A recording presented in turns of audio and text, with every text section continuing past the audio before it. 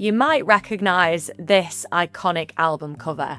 It's the fine art surfacing by the Boomtown Rats, their third album.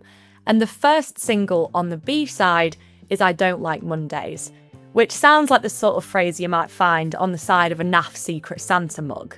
But the real inspiration behind this single is much darker. Win Butler of Arcade Fire once said, songwriting is reliant on inspiration, which ideally you don't have that much control over.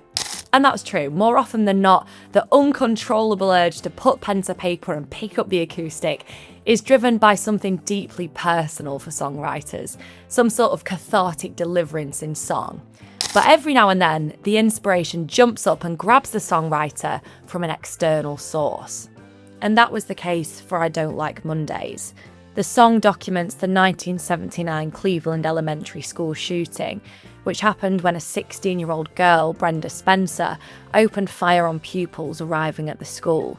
She killed the principal and a custodian and injured 8 children and a police officer. And when asked what possible motivation she could have for carrying out such a horrific crime, she simply replied, I don't like Mondays. Regarding the juxtaposition between the song's upbeat melody and its tragic lyrics and title, Bob Geldof once told BBC Radio 6 Music, I was doing a radio interview in Atlanta with Johnny Fingers and there was a telex machine beside me. I read it as it came out. Not liking Mondays as a reason for doing somebody in is a bit strange. I was thinking about it on the way back to the hotel and I just said, silicon chip inside her head had switched to overload.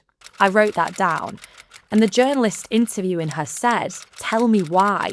It was such a senseless act.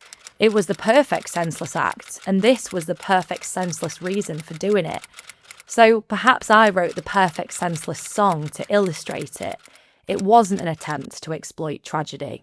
As soon as the band's label heard the song, they knew it should be released as a single.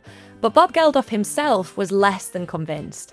The experimental nature of the track meant he thought it belonged as a B-side and would never be a hit. But the label eventually won that battle, and the song went on to stay in the #1 spot for 4 weeks. But the runaway success of the song also made Bob Geldof wish he'd never written it at all. Many years after it came out, Spencer actually wrote to him from jail. She wrote to me saying she was glad she'd done it because I'd made her famous, he said. Geldof was careful not to name her in the song, but in the end, that didn't matter that much. The letter had a profound impact on him in the years that followed, and he said it was not a good thing to live with.